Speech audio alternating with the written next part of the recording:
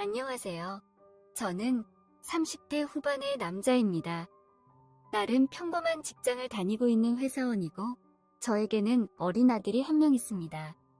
정말 많이 사랑했던 여자와 결혼해서 늘 한결같이 화목할 줄만 알았던 결혼 생활이었는데, 어느 순간부터 저와 아내 사이가 예전 같지 않다는 걸 느꼈습니다.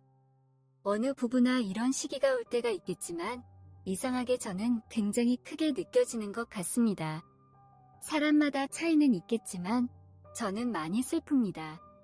솔직히 아내와 결혼 전에 연애할 때에도 성격이나 궁합이 썩 잘 맞는 것 같다고 생각하지는 않았습니다.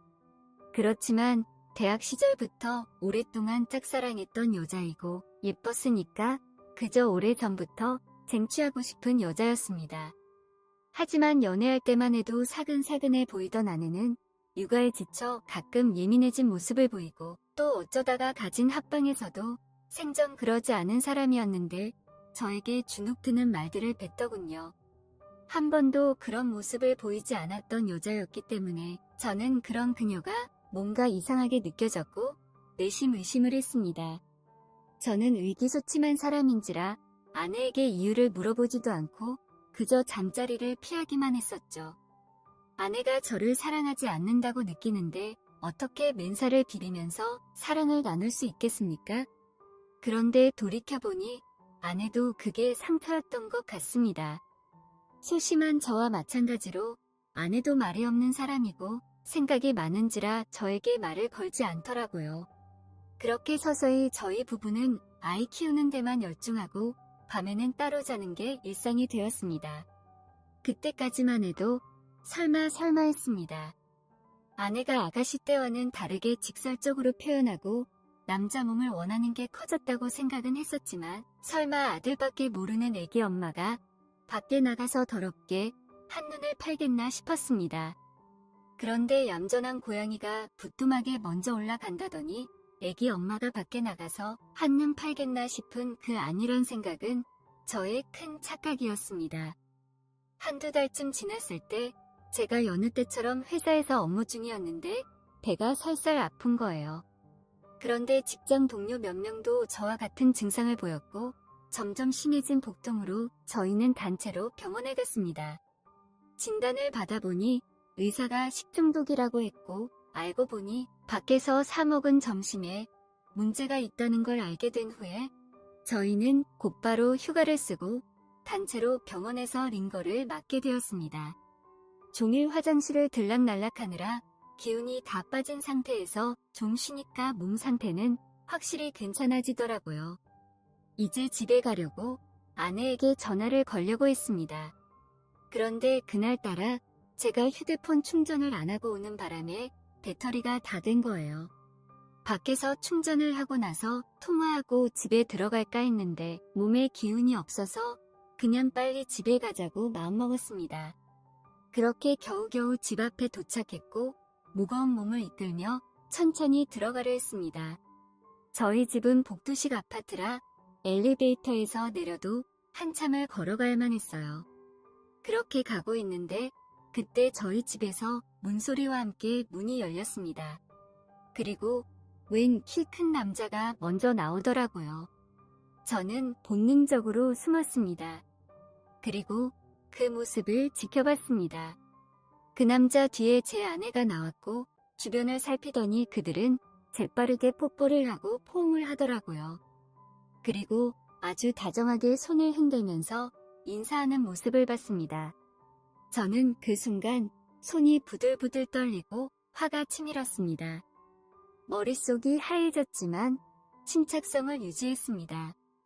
일단 뭔 일인지 스스로 파헤쳐야 될 것 같았어요. 그 남자가 엘리베이터를 타고 내려가서 차 타는 것까지 지켜본 후 저는 제 차로 갔습니다. 바로 들어가면 아내가 걸릴까봐 불안해할 것 같았거든요. 한 1시간 정도 지났을까요? 저는 오만 가지 생각을 하고 찝찝한 기분 상태로 집에 들어갔습니다.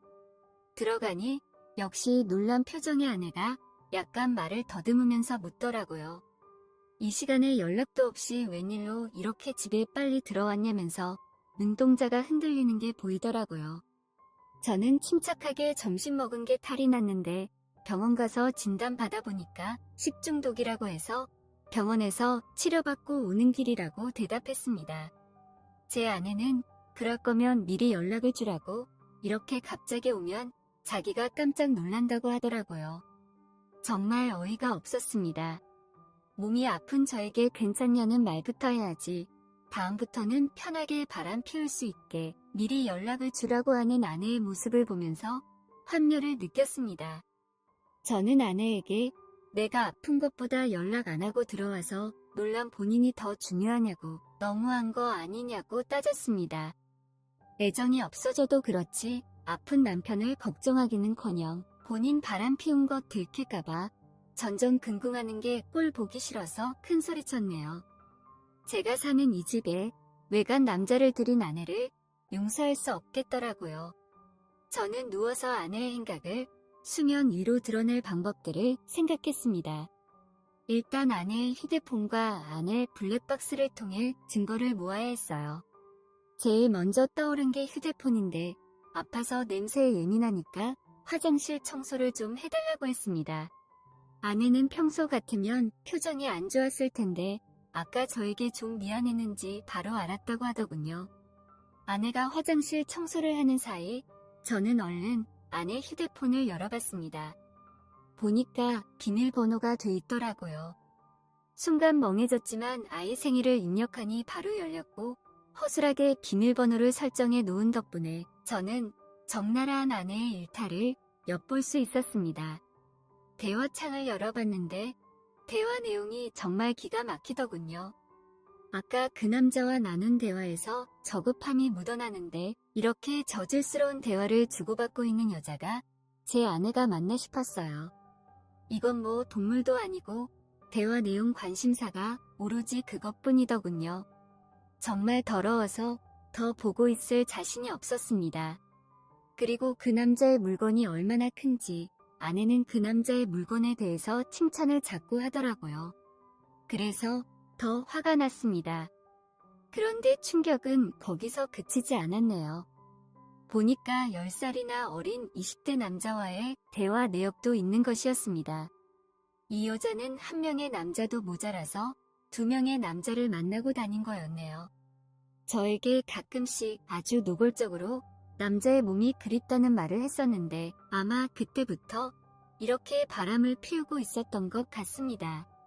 그게 아니고서야 어떻게 이렇게 남편을 놔두고 아이를 놔두고 바람을 피울 수 있나 싶었습니다. 그리고 그 어린 남자와도 은밀한 대화를 나눈 게 보였는데 서로 벗고 있는 사진까지 주고받은 거였습니다. 제 아내의 몸을 이렇게 사진으로 보니까 한편으로 또 굉장히 신기하더라고요. 또다시 손이 바글바글 떨렸어요. 그리고 그 어린 남자의 사진도 보였는데 저와 비교했을 때 제가 기절 죽을 정도의 기대함을 보이더라고요. 제가 준비를 생각했습니다. 그렇다고 그를 이해하기 쉽지 않았어요.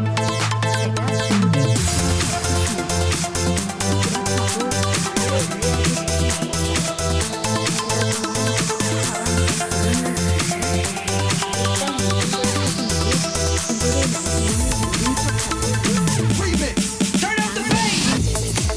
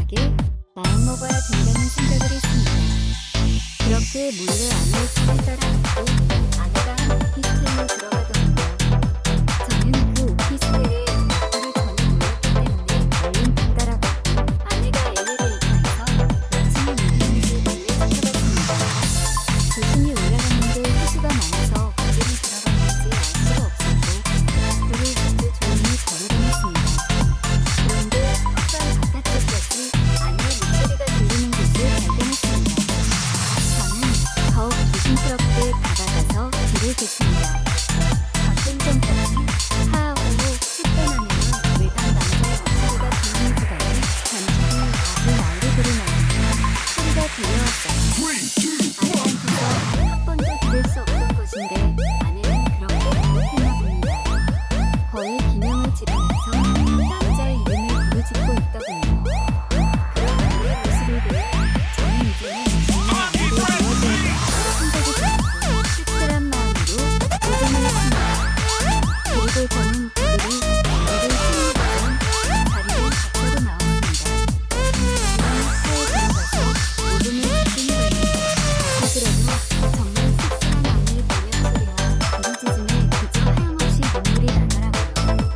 어쩜 그렇게 다른 남자와 사랑을 나누면서 좋다는 말을 할 수 있는지 그 순간 때문에 견딜 수가 없었습니다. 그렇게 집에 와서 조용히 물건들을 정리해놓고 저는 서류를 준비했습니다. 잠시 뒤에 미우새를 맡은 아내가 들어오더니 또 일찍 집에 온 저를 보고 소스라치게 놀라더군요. 저는 말없이 자료들을 아내에게 보여줬습니다.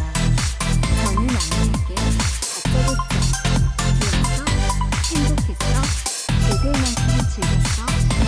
나는 정말 후련했습니다. 이제 내가 줄 테니까 실컷 즐기고 다니라고. 아이는 내가 데리고 살 거고 이자리는 1,000원도 줄 수 없으니까 앞으로 알아서 살아라고 말했습니다. 아내는 당황한 나머지 아무 말도 하지 못하더군요. 잠시 뒤 아내는 무릎을 꿇고 그냥 잠시 일사랑거리고 한 번만 기회를 달라는 말을 하더라고요. 우리 부연이 없이 내가 어떻게 살 수 있겠냐고 미안하다고 묻는 모습을 봤습니다. 저는 그런 아내에게 이미 마음 정리는 다 됐고 당분간은 떨어져 지내자고 말하며 아내를 내쫓았습니다. 그 집도 제 자산으로 일군 것이었고 아내의 외도로 이혼하게 됐기 때문에 법원에서도 저에게 유리한 판결을 내려줬습니다. 이혼 조정 기간이 끝나고 그 집에서는 저와 아들 이렇게 둘만 지냈습니다. 그런데 안방에 갈 때마다 그 남자 생각이 나서 괴롭더라고요. 그래서 바로 집을 처분하고 새로운 집으로 가서 아들과 행복하게 살고 있습니다. 대영이는 엄마 없이도 씩씩하게 혼자서 잘 지냈고 그렇게 1년이 지났네요. 아내와 제가 오랫동안 사귀었고 친구들도 서로 아는 사이인지라 아내 소식이 뒤로 들려오긴 하는데 양육비 버느라 식당에 일한다는 말을 들었습니다. 그새 많이 늙었다고 하더라고요.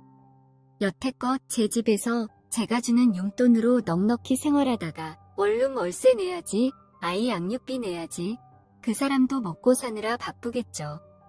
꼭 대단한 남자들만 골라 만나는데 그 와중에 연애할 때 돈도 드니까 돈 많이 벌어야겠더라고요. 돈 없으면 젊은 남자들 만날 수나 있겠습니까? 차라리 빨리 알게 된 게 다행이라고 생각되네요. 갈라섰으니 저도 저와 잘 맞는 사람 만나서 연애하려고요. 저와 비슷한 경험 있으신 분들 모두 힘내시고 새롭게 희망을 품으시길 바랍니다. 정말 다 필요 없고 돈이 가장 솔직하고 돈이 가장 최고인 것 같습니다.